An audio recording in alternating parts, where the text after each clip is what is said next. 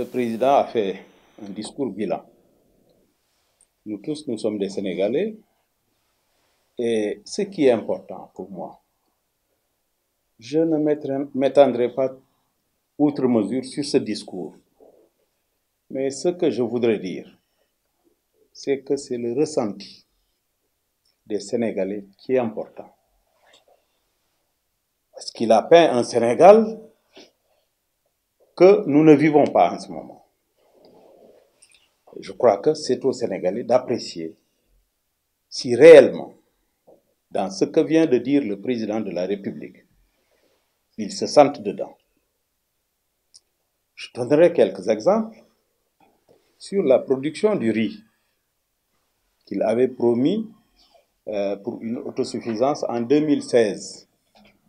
Il dit maintenant que c'est à notre portée et que la production de cette année a atteint 1,1 million de tonnes. Alors qu'il y a quelques jours, nous avons connu des pénuries de riz à travers notre pays.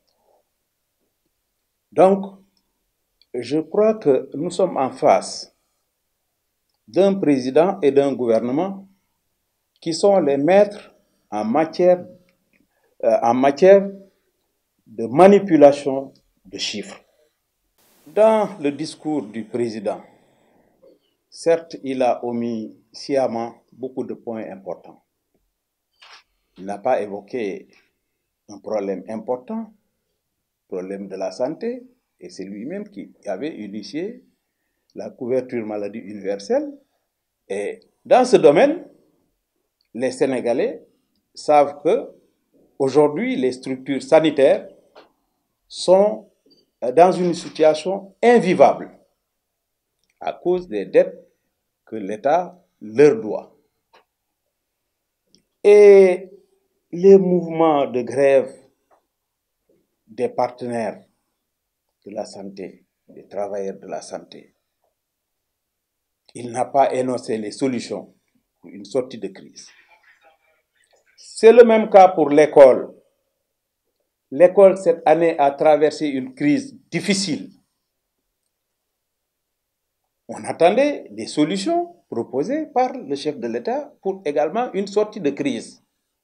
Il n'en a pas parlé. On a vu également la justice qui a, pendant des moments, observé des périodes de grève. Là également, dans les crises que nous avons connues durant cette année, aucune n'a fait l'objet de propositions de sortie de crise. Mais néanmoins, les problèmes qui existent dans les structures de santé, il devrait en parler.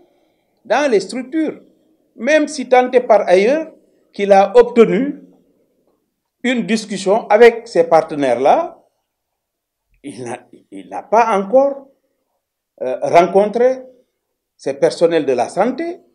Il devrait faire des propositions de sortie de crise parce que c'est un discours de la nation et les Sénégalais attendent de lui des solutions par rapport à tous les problèmes que nous avons rencontrés durant l'année qui s'écoule.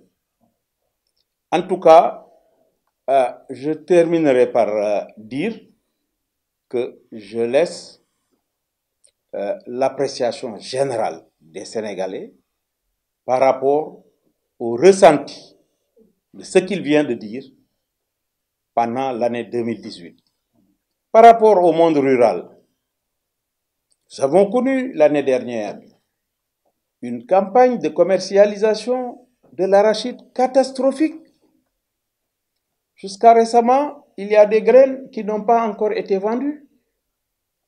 Nous commençons la nouvelle campagne timidement sur les points de vente. Il y a point d'argent.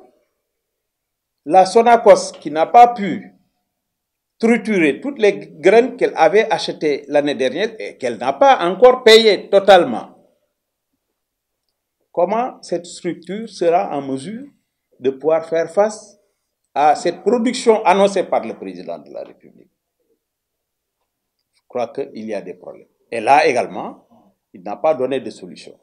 Notre endettement se situe autour de 63% aujourd'hui. contrairement à tous les autres pays de l'UEMOA. Le Mali qui a 32%, le Burkina également la même chose, le Niger, la Côte d'Ivoire, tous ces pays-là. Nous sommes le pays qui a le taux le plus élevé aujourd'hui dans l'espace économique dans lequel nous sommes. Donc, tous les chiffres annoncés par Macky Sall sont contestables. Tous les chiffres en matière de production, en matière de construction de routes, en matière de... tous les chiffres sont contestables. Mais ce qui est important, c'est, je vous l'ai dit, c'est le ressenti des Sénégalais. Vous savez que l'année 2018 a été une année difficile en matière économique. Le secteur économique traverse des moments extrêmement difficiles avec une pression fiscale terrible. Terrible. Donc, nous pouvons contester sérieusement tous les chiffres que le président Macky Sall a aujourd'hui donnés dans son discours.